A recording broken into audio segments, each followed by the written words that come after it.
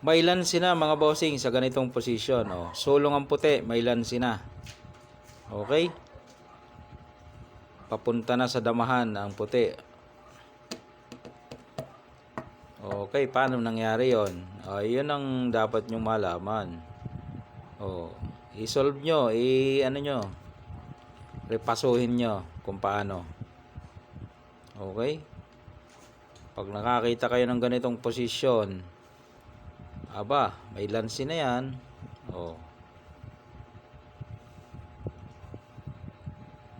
Pwede rin ganito ang posisyon niya. Yan. Halimbawa ito, na dito. Yan, pwede rin yan.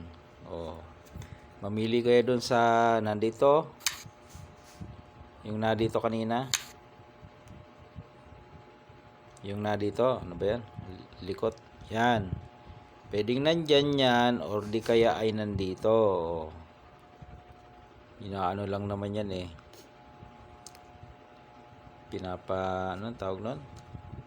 Nire-revise lang naman eh ang mga puzzle. Pag ganito ang posisyon, nakakita ka ng ganito, or yung katulad kanina, yung nandito, may lansi na yan. Ang gawin mo lang dyan ay pakain. Okay? Pakain dos. Yan. Kain ka ngayon ng dos. Kakain siya. Ayun. Di nakita. Ayan o. Pakain ka dyan. Pakain ka dito. Diba? Sumulong siya dito. Unahan mo na yun dyan. Damahan mo na. Umilag man siya dyan. Okay lang. Ayan o. Dito siya Dito siya ay wala nang kawala. May lansi na. Okay? Same lang yun. Kanina ha. Same lang yun mga boss. Kahit ilagay mo ito dito, parehas lang ang suma. Ganun pa rin eh. Pakain. Pakain dos. Kain ka ng dos. Pagkain niya dito, ibibigay mo. Ayun. Tres. Diba?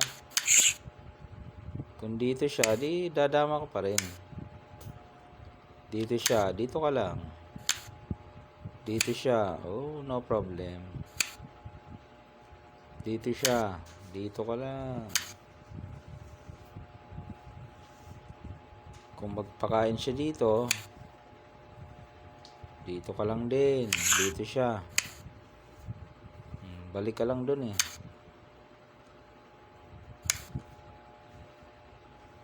Diyan siya. Dito ka. Dito siya. Okay, pabayaan mo na yun dyan.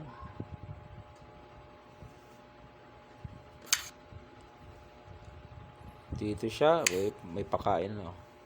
So matatalo mga boss no. Okay. Yan.